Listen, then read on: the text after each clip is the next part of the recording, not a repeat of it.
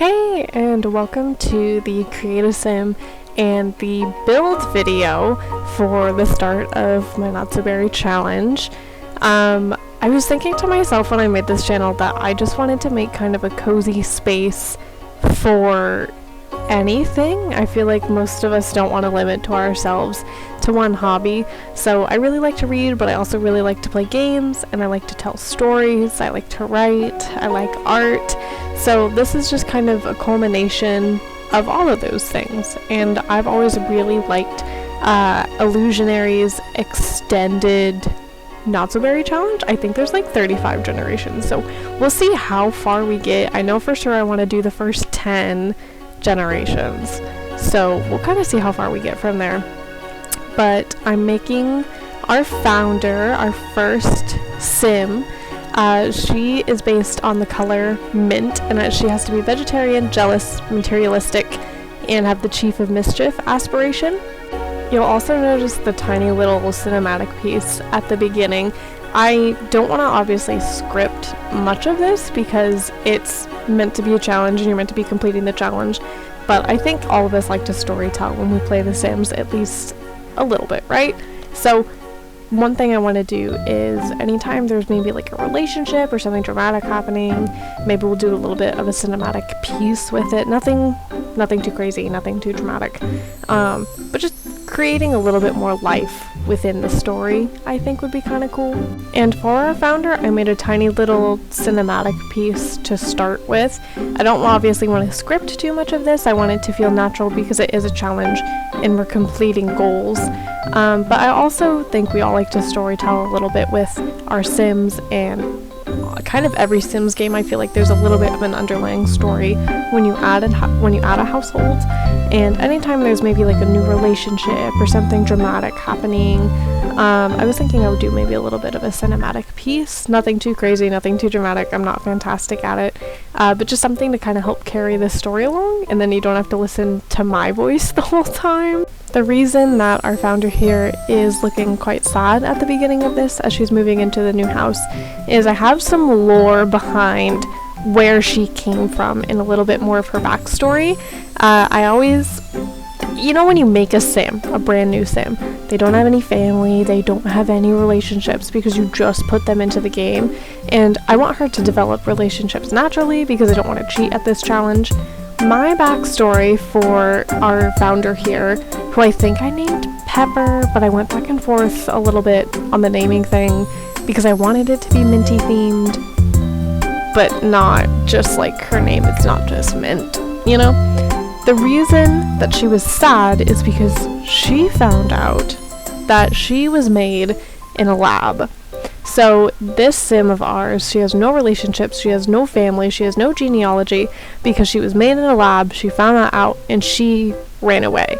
So part of her underlying story is that she wants to find out how she was made, because for her, so far it's been a very lonely experience. She took money from the lab that she found, she ran away, she found this house, it's completely empty, it's not furnished, it doesn't have flooring or even wallpaper, it doesn't even have the upstairs walls done in it yet. She took that money, went to that house, and she's starting over. And she's very intelligent, she's very driven, but because she hasn't really ever been around people, that's where like her jealousy and mischief comes in. I think inherently she's pretty jealous that other people have these relationships around her, that they're able to connect fairly easy with others in the workplace, and just when they go out, when they're at the club, when they're at the bar, when they're at the library, that other people are very natural at making these connections, and she has none. So I think she's very jealous. And then when romance enters the picture, I feel like that jealousy is really going to kick in because she's never had somebody who's hers before. Somebody who is just there in her life to love her and to cherish her. So I definitely feel like when we get to the point of relationships with people, that her jealousy is a little bit more deep-rooted than, oh, like we're dating or we're married. It's, no, I've never had somebody who's just mine. So I think that's why she's extra jealous. And then the mischief, I think, comes from a little bit of bitterness that she was made in a lab. And on top of that, I think just her interactions with people are a little bit skewed. because she hasn't had a ton of them. I mean, at the point that we're starting with the save, she has no relationship, she doesn't know anybody. So I think part of her mischief is that she's trying to be funny, and to her it's really funny to like hand taser people and things of that nature, but other people don't really like that. But then eventually she kind of leans into it because she's like, well, this is who I am, and this is who I've learned to be, and who I've taught myself to be. So that's kind of my made-up backstory for her.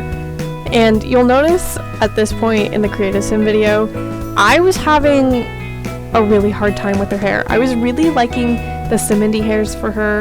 I liked that tone of mint, and I'm somebody who likes to mix alpha with Max's Match.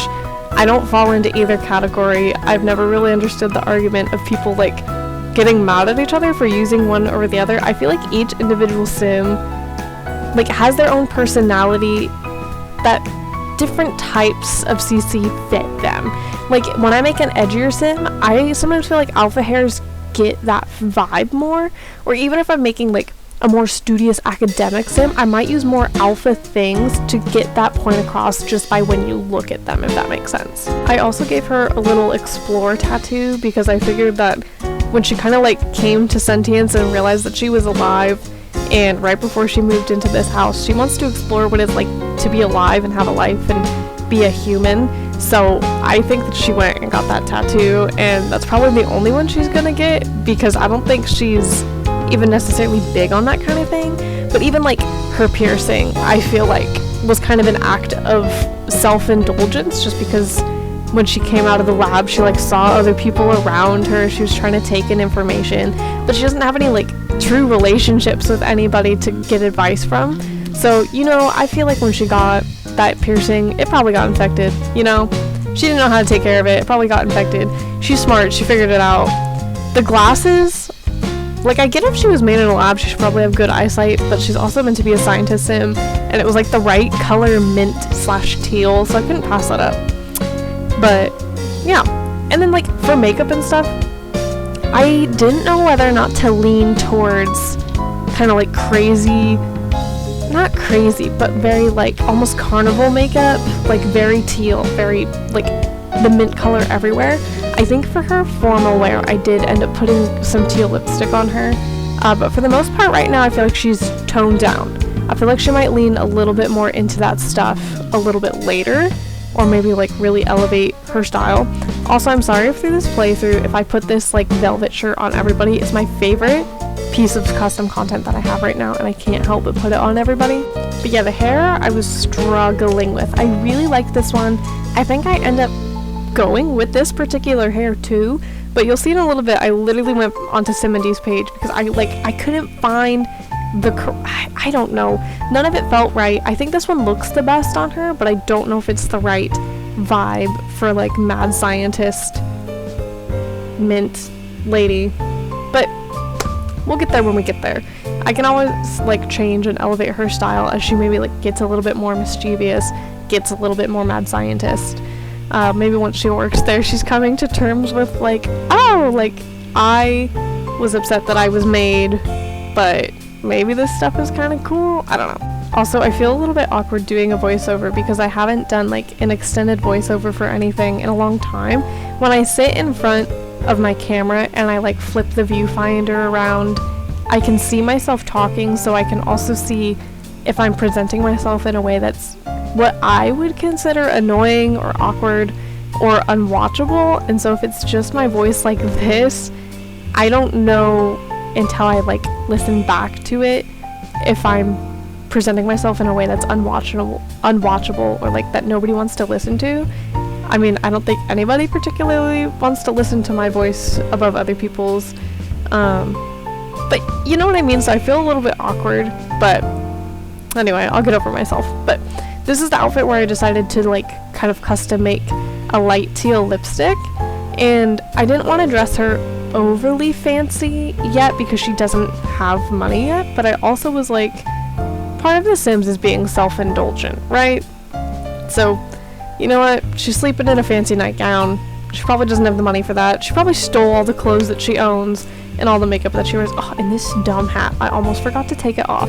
I understand it's like the park ranger hat. It was not the vibe, but yeah. And some of her outfits are not the perfect mint color, and I understand that. I could not continue to perfectly match everything, so I did my best, and in the original rules, like, it says you don't have to fully match everything, but we're almost done with our sim here, and I wanted to kind of read, like, the difference between Lilsimsie's original challenge rules and then the ones from Illusorythrall. I can link it down below. I don't actually know how to say their Tumblr name. But it says for Generation 1, you're a mischievous scientist that really loves the color mint. You're career-driven, but still make time for silly pranks and outings with your closest friends. You love luxury and want the best for yourself and your family. Vegetarian, jealous, materialistic, Chief of Mischief, and a scientist. We have to master the scientist career, complete the Chief of Mischief aspiration, master mischief and logic skills, complete the elements collection, and then when we finish all that, this person has made extra challenges. So for Gen 1, it's your second aspiration has to be the curator, master the gardening skill, assign a voodoo doll, have one child with a spouse and one child with an alien if possible, invent all the inventions, max upgrade them all, create all the serums, and complete the crystals, metals, My Sims trophies, and microscope prints collection.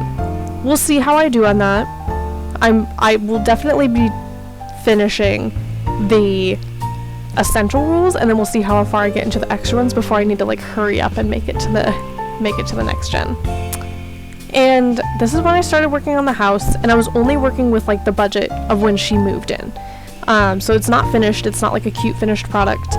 This house is actually going to get completely bulldozed here in a second, and then I'm going to cut to like an hour later because I was just building boxes until I like something. I don't build very modern houses in The Sims. I just don't find it easy to build strictly boxy shapes and like white colors and not make it look dull. Like, I'm not somebody who decorates in monochromatic colors kind of thing. I like the clean look, but I still enjoy color. And when I was starting this build, I was debating making everything bright mint green, and I still might do that. Please let me know what you think. But right now it's like white and mint colors. I was like, peppermints, when I think of a mint, I think of like those white and green mints that you would get maybe at the end of eating at like a Hispanic restaurant. That was kind of my inspiration for the house. I don't know why, but it was. That's just what I was going with. So I fiddled around with this design for a while. I cut a lot out after this point because I was just done trying to fiddle with, I don't know how to build that kind of thing. So this house was not good to start, so you won't miss it. But say goodbye to it here in a second because I really wanted to come up with something good the first time around, and that just doesn't happen for me when I'm building. I think I build like 4 houses before I actually even get a little bit of confidence in what I'm making. So here's when I stopped and completely restarted. So I cut out me figuring out this shell because I spent like another 40 minutes just trying to figure out how I wanted to make this shell. I decided to do like a 2-story double balcony vibe, and my thinking is that all the money that she stole from the lab, she bought this house and it's obviously not finished. I almost, in my like lore that I made, I'm thinking that she like bought a construction grade house or like a builder grade house, but it wasn't finished. Like, they didn't even have time to put the floors in, but because she was running away from the lab, she just took the money, ran. She didn't care where she was gonna live. But, you know, she likes a little luxury, like the challenge said. You know, she's a little bougie. This is not the greatest build that you'll ever see or that I've ever made. I kind of don't like it, so I might redo it before the first episode, but it's fine. And it's not done by any means. I just wanted to use the funds that she had available. She has no furniture, she has no items, so I think we're going to start working on like that gardening and curating skill, or curating aspiration pretty quickly. But that's kind of all I have to say, so I'm going to let the video play out, and I'll see you in the first episode.